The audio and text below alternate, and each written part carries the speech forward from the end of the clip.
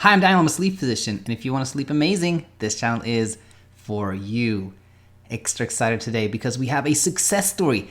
Alex wrote us about a year ago and was in desperate straits, getting only 1 to 2 hours of perceived sleep.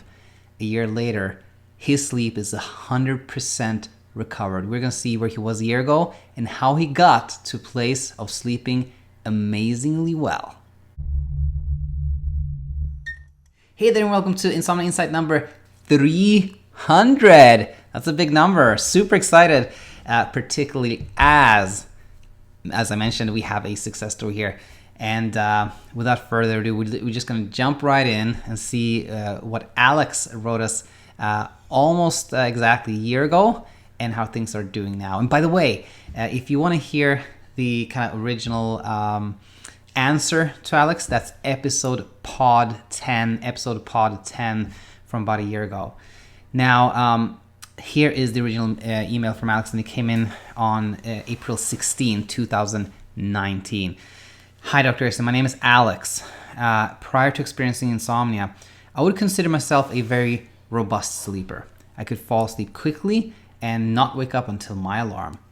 I first developed insomnia around February of this year due to extreme anxiety over getting tinnitus out of nowhere. The first 2 weeks were extremely difficult, maybe 1 to 2 hours of what I perceived as sleep. Things got better when I went away for spring break with my friends. I was sleeping around maybe 12, 1 a.m., but was getting 6 to 7 hours of sleep. I noticed some of my old sleeping habits were coming back, like being able to fall asleep quickly and being able to take naps. When I got back from spring break, my sleep was getting progressively better.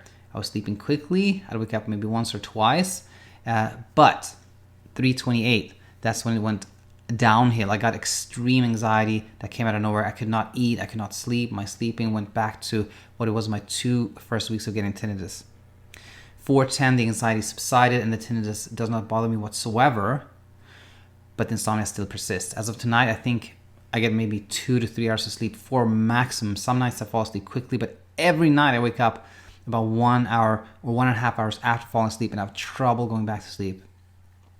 I just wanted to ask you if most people with chronic insomnia end up resolving it with treatment and if they're able to go back to their normal ways of sleeping. I really miss my old self and long to go back to that stage. Do you think I'll be able to come back from this if I take early measures against insomnia? So that was the gist of that first email from Alex. And I wanted to take a look at a few things. Number one, what was in Alex's favor here was that he hadn't had insomnia that long. It was about a month or so when he wrote me. That said, for anyone out there who's had insomnia for a longer period of time, check out the most recent success story from Heather, who had trouble sleeping for 30 years. Okay, so there's success stories for every duration of insomnia. But that said, yes, it is typically it takes less time if you haven't had insomnia for that long. Now that said, that was in Alex's favor. But we can also see that he was really struggling, getting what he perceived was just a few hours of sleep, and really having trouble going back to sleep when he woke up. And then, and I think this is really important, he was asking that classic question: will I ever get back to my normal self? Will I ever sleep well again? Can I ever get back? And if you have those type of thoughts, feelings, questions, they're very, very common. Very many people with trouble sleeping wonder, will things ever get better? And we'll see that in Alex's case, they did, and they can for you too. Particularly if you learn here from what helped Alex. So let's fast forward to this recent email from Alex that came in just 1 day ago. Hi, Dr. Erickson. I wrote to you about a year ago regarding the insomnia I was experiencing around this time. I'm so excited to tell you that it's been resolved since May of last year. I don't have too much to say, but the thing that helped me the most was telling myself, I don't care if I sleep tonight.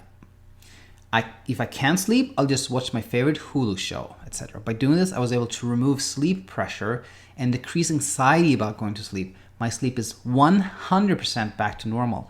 I fall asleep within seconds and I stay asleep. I'm able to take naps whenever as well. There have been nights where it was a little hard to fall asleep, but all I did was not caring And the next thing you know, I was waking up to my alarm, and without realizing, I fell asleep. Just wanted to give you an update. Your podcast helped. That's where I actually got the not caring method from, thanks to Alex. And I wrote back to Alex, and if you're hearing this, Alex, I'm extremely grateful. This is so helpful, and I want to thank you so much for sharing this with us. And just a few things I want to comment on here. And the most important one is, I think, this one. Like, whenever someone has gotten to a point where they no longer have trouble sleeping, I make a point of asking, what do you think was what helped you the most?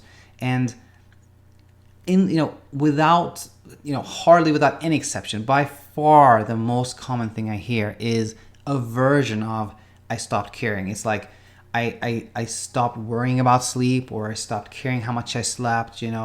I wasn't I wasn't as worried anymore. That's what I want to say here.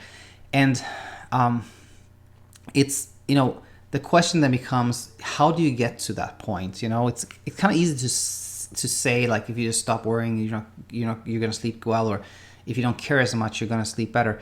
Well, really all I talk about on this channel is aimed at helping you be less worried about your sleep. I always talk about, like, find evidence that you can do well on little sleep, and like spend less time in bed, shift your attention away, and all those things are really ways of getting to a point where you're not worried so much about your sleep. And by the way, another thing that's interesting is that I hear this all the time, that people tell me, I just stopped caring. I never really used that language, but I guess, indirectly that's what, a lot of viewers hear. And in a way, that is what I'm saying. Like, if you don't care so much about it, worry less about it, shift your attention away from it, you'll do really well.